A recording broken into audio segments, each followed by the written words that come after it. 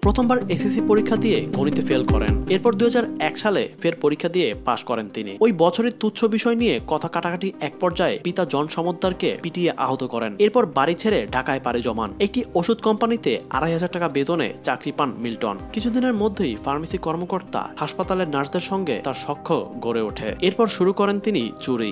উজিরপুর এলাকার এক বাসিন্দা জানান, 2005 সালে মিল্টন তার বাবাকে মারধর করে। পরে এলাকা থেকে পালিয়ে সে ঢাকায় বসবাস শুরু করে। এখন দেখা যায় সে মানবতার ফেরিওয়ালা। বিষয়টি আশ্চর্যজনক।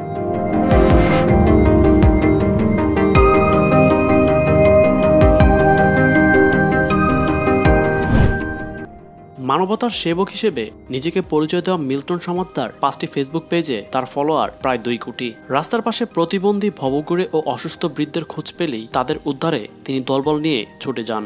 সেসব নারী, পুরুষ ও শিশুকে নিয়ে তিনি ভিডিও তৈরি করে প্রায় সামাজিক যোগাযোগ মাধ্যমে তিনি তা পোস্ট করেন। এসব পোস্টে মিল্টন মানুষের অসহায়ত্ব তুলে ধরে, তাদের জন্য বিত্তবানদের কাছে সাহায্যের প্রার্থনা করে। মিল্টনের হিসেবে অসহায় মানুষদের জন্য বিত্তবানদের দেওয়া প্রতি মাসে সহায়তা হিসেবে জমা পড়ে প্রায় 50 লাখ টাকা।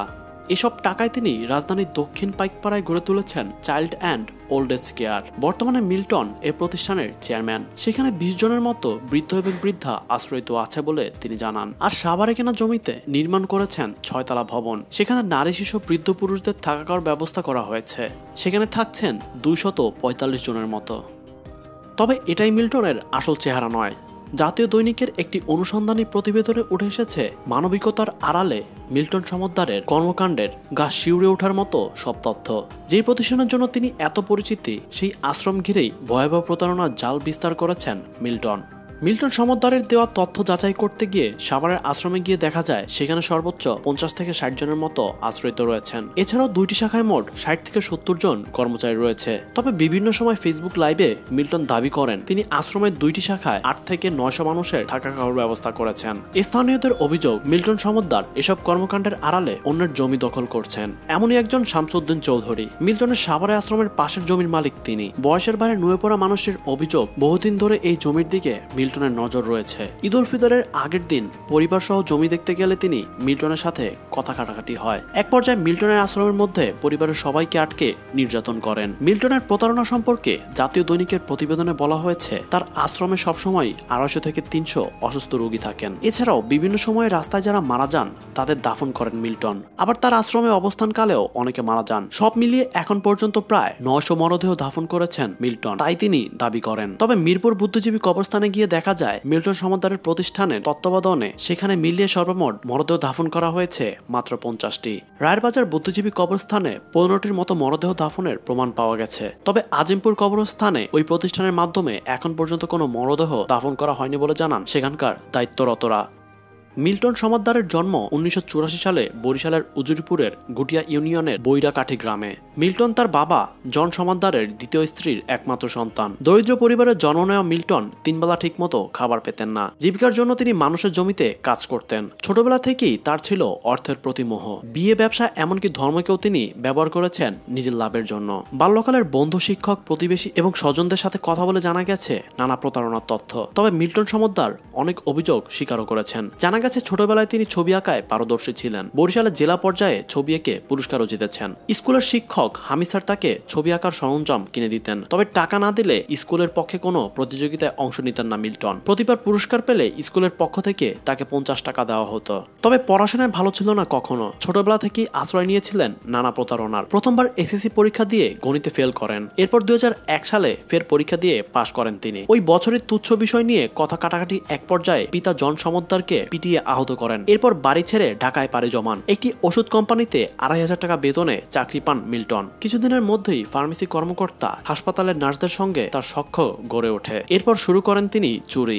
উজিরপুর এলাকার এক বাসিন্দা জানান, 2005 সালে মিল্টন তার বাবাকে মারধর করে। পরে এলাকা থেকে পালিয়ে সে ঢাকায় বসবাস শুরু করে। এখন দেখা যায় সে মানবতার ফেরিওয়ালা। বিষয়টি আশ্চর্যজনক। অপরদিকে মিল্টন সমদ্দার ও তার প্রতিষ্ঠানের বিরুদ্ধে রাজধানীর দক্ষিণ পাইকপাড়ার বাসিন্দারা স্পর্শকাতর একটি অভিযোগ রয়েছে। তারা অভিযোগ করেন আশ্রমে 2 থেকে 3 দিন পরপরই মানুষ মারা যেত। পরে গোসলের জন্য তাদের পার্শ্ববর্তী বাইতুল সালা মসজিদে নিয়ে যাওয়া হতো। মসজিদের গোসলের কাজে নিয়োজিতরা মরদেহের শরীরে সন্দেহজনক কাটাছেঁড়া দেখতে পান। এতে মসজিদের মসজিদের কর্তৃপক্ষ শরীর থেকে অঙ্গ প্রত্যঙ্গ চুরির সন্দেহ করে। নাম প্রকাশ না করার শর্তে একজন জানান, প্রত্যেকটি মরদেহেই কাটাছেঁড়া থাকে। এই কারণে গোসলের কাজে নিয়োজিত একজন গোসল করাতে অস্বীকৃতি জানান। এক পর্যায়ে ক্যামেরা বসানোর সিদ্ধান্ত নেওয়া হলে সেখানে মরদেহ পাঠানোর সিদ্ধান্ত বন্ধ করে দেওয়া হয়। স্থানীয় আরেকজন জানান, মিল্টন কিছু ছেলেপেলেকে পুষত। কিছুদিন আগে তার আশ্রমে কবুতর যাওয়াকে কেন্দ্র করে 2 জনকে আটকে নির্যাতন করেছেন তিনি। দখলের প্রতারণায় মিল্টন সমদ্দারে আরো পুরনো ইতিহাস রয়েছে। নিজ এলাকা বরিশালের উজিরপুরে চন্দ্রকোনা খ্রিস্টান মিশনারি চার্চ নামে একটি চার্চ রয়েছে। এটি দখলের জন্য ধর্ম মন্ত্রণালয়ের সিল স্বাক্ষর জাল করে চার্চের নতুন কমিটি গঠন করে সে। পরে বরিশালের জেলা প্রশাসকের একটি চিঠিও দেন তিনি। ওই কমিটিতে মিল্টন সমদ্দারকে সভাপতি করা হয়। কমিটির বাকিরা তার স্ত্রী ও তার ভাই। পরে বিষয়টি চার্চের যাজকদের নজরে আসলে মন্ত্রণালয় যোগাযোগ করেন তারা। মন্ত্রণালয় থেকে এ ধরনের কোনো চিঠি ইস্যু করা হয়নি বলে তাদেরকে জানানো হয়। যাজকরা জানান, চার্চটিকে দখল করতে তারা ব্যাপক চেষ্টা চালায়। শারীরিক ও মানসিকভাবে তাদেরকে লাঞ্ছিত করা হয়েছে বলেও তারা জানান। এসব স্পর্শকাতর নানা অভিযোগের বিষয়ে জানতে চাইলে প্রতিটি অভিযোগ ভিত্তিহীন বলে দাবি করেন মিল্টন সমদ্দার ও তার স্ত্রী। অঙ্গ প্রত্যঙ্গ বিক্রি করার যে অভিযোগ উঠেছে সেগুলো কোন হাসপাতালে বিক্রি করা হয়েছে এর প্রমাণ তিনি দেখতে চান।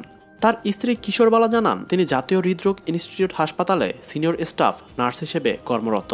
এমন পেশায় থেকে অপরাধমূলক কর্মকাণ্ডে জড়িত হতে পারেন না তিনি। মিল্টন সমদ্দারের প্রতিষ্ঠান child and old age care অনুমোদন দিয়েছিল সমাজসেবা অধিদপ্তর, কিন্তু সেখানে সরকারি নিয়মেই কিছু মানা হয়নি। প্রতিষ্ঠানটিতে কোনো ট্রাস্টি বোর্ড গঠন করা হয়নি। দান হিসেবে কোটি কোটি টাকা পেলেও কখনোই আয় ব্যয়ের হিসাবের কোনো অডিট করা হয়নি। এসব অনিয়ম খতিয়ে দেখতে গত 25শে মার্চ একটি তদন্ত কমিটি গঠন করেছে সমাজসেবা অধিদপ্তর। Child and old age care নিয়ে নানা অভিযোগ সম্পর্কে জানতে চাওয়া হলে ডক্টর আবু সালে মোস্তফা কামাল বলেন, সারা দেশে এমন 69,000 সংগঠনের নিবন্ধন দেওয়া হয়েছে। একটি বিশেষ প্রতিষ্ঠান সম্পর্কে সবকিছু জানা সম্ভব হয় না, তবে যেসব অভিযোগ উঠেছে সেই বিষয়ে আমরা খতিয়ে দেখব।